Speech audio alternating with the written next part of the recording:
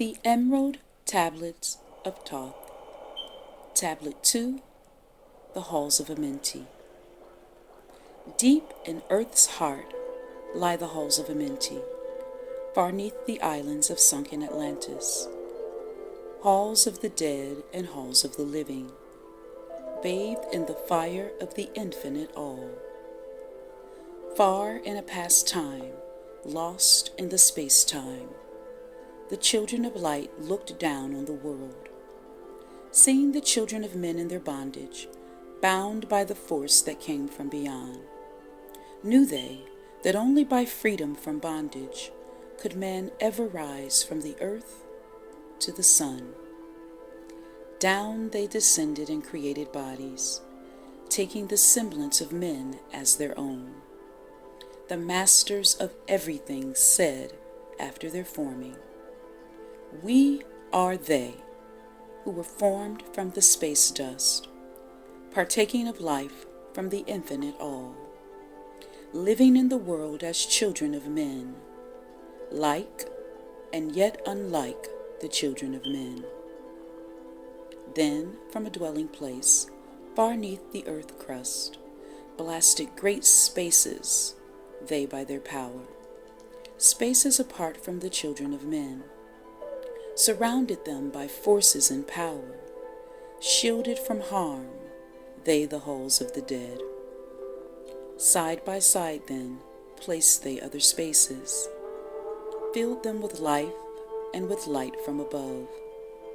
Builded they then the halls of Amenti, that they might dwell eternally there, living with life to eternity's end. 32 were there of the children, sons of lights, who had come among men, seeking to free from the bondage of darkness those who were bound by the force from beyond. Deep in the halls of life grew a flower, flaming, expanding, driving backward the night. Placed in the center, a ray of great potence, life-giving, light-giving, filled with power all who came near it. Placed they around it thrones, 32, places for each of the children of light, placed so that they were bathed in the radiance, filled with life from the eternal light. There, time after time, placed they their first created bodies, so that they might be filled with the spirit of life. 100 years out of each 1,000 must the life-giving life flame forth on their bodies, quickening, awakening the spirit of life. There in the circle, from eon to eon, sit the great masters, living a life not known among men. There in the halls of life, they lie sleeping. Free flows their soul through the bodies of men. Time after time, while their bodies lie sleeping, incarnate they in the bodies of men, teaching and guiding onward and upward out of the darkness into the light. There, in the hall of life, filled with their wisdom, known not to the races of man, living forever neath the cold fire of life, sit the children of light. Times there are when they awaken, come from the depths to be the lights among men, infinite they among finite men. He who by progress has grown from the darkness, lifted his self from the night into light, free is he made of the halls of Amenti, free of the flower of light and of life. Guided he then by wisdom and knowledge, passes from men to the master of life. There he may dwell as one with the masters, free from the bonds of the darkness of night. Seated within the flower of radiance sit 7 lords from the space-times above us, helping and guiding through infinite wisdom, the pathway through time of the children of men. Mighty and strange they, veiled with their power, silent, all-knowing, drawing the life force, different, yet one with the children of men. I, different, and yet one with the children of light. Custodians and watchers of the force of man's bondage, ready to loose when the light has been reached. First and most mighty sits the veiled presence, Lord of Lords, the infinite nine, over the other from each the lords of the cycles. 3, 4, 5, and 6, 7, 8, each with his mission, each with his powers, guiding, directing the destiny of man. There sit they, mighty and potent, free of all time and space. Not of this world they, yet akin to it, elder brothers they of the children of men, judging and weighing they with their wisdom, watching the progress of light among men. There before them was I led by the dweller, watched him blend with one from above. Then from he came forth a voice saying, Great art thou, Thoth among children of men, free henceforth of the halls of Amenti, master of life among children of men. Taste not of death, except as thou wilt it. Drink thou of life to eternity's end. Henceforth forever is life thine for the taking. Henceforth is death at the call of thy hand. Dwell here or leave here when thou desireth. Free is Amenti to the Son of Man. Take thou up life in what form thou desireth. Child of the light that has grown among men. Choose thou thy work, for all must labor. Never be free from the pathway of light. One step thou hast gaineth on the long pathway upward.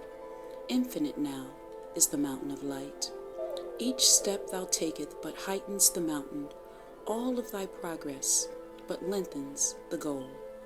Approach ye ever the infinite wisdom, ever before thee recedes the goal. Free are ye made now of the halls of Amenti, to walk hand in hand with the lords of the world, one and one purpose, working together, bring of light to the children of men.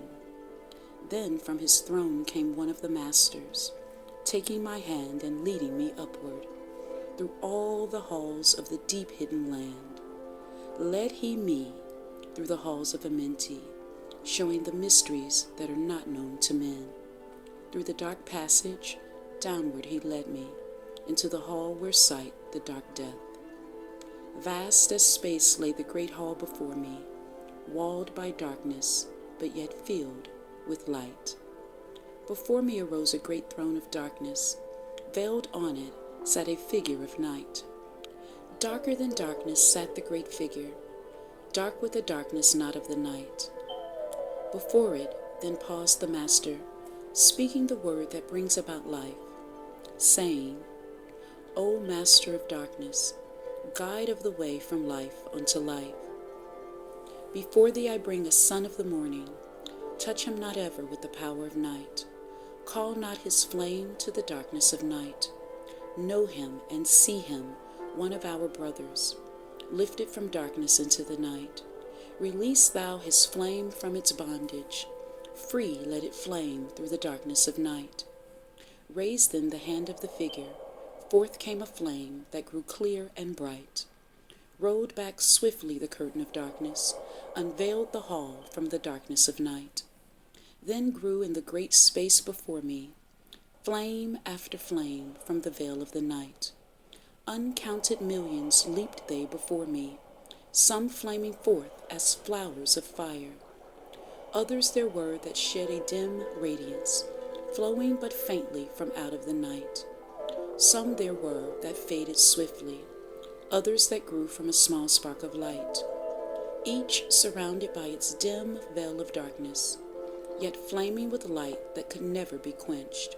Coming and going, like fireflies in springtime, filled they with space, with light and with life. Then spoke a voice, mighty and solemn, saying, "These are lights that are souls among men, growing and fading, existing forever, changing, yet living through death into life. When they have bloomed into flower, reached the zenith of growth in their life, swiftly then send I my veil of darkness, shrouding and changing to new forms of life, steadily upward through the ages, growing, expanding into yet another flame, lighting the darkness with yet greater power, quenched yet unquenched by the veil of the night. So grows the soul of man ever upward, quenched yet unquenched by the darkness of night. I, death, come, and yet I remain not, for life eternal exists in the all. Only an obstacle, I in the pathway, quick to be conquered by the infinite light.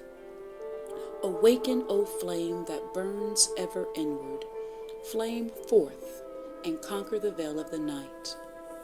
Then in the midst of the flames, in the darkness grew there one that drove forth the night, flaming, expanding ever brighter, until at last was nothing but light. Then spoke my guide, the voice of the Master, "See your own soul as it grows in the light, free now forever from the Lord of the night." Forward he led me through many great spaces, filled with the mysteries of the children of light, mysteries that man may never yet know of until he too is a son of the light. Backward then he led me into the light of the hall of the light. Knelt I then before the great masters, lords of all from the cycles above. Spoke he then with words of great power, saying, "Thou hast been made free of the halls of Amenti. Choose thou thy work among the children of men." Then spoke I, "O great Master, let me be a teacher of men, leading then onward and upward until they too are lights among men, freed from the veil of the night that surrounds them, flaming with light that shall shine among men." Spoke to me then the voice, "Go, as yet will, so be it decreed. Master are ye of your destiny, free to take or reject at will. Take ye the power, take ye the wisdom, shine as a light among the children of men." Upward then led me the dweller, dwelt I again among children of men, teaching and showing some of my wisdom, son of the light, a fire among men. Now again I tread the path downward, seeking the light in the darkness of night. Hold ye and keep ye, preserve my record. Guide shall it be to the children of men.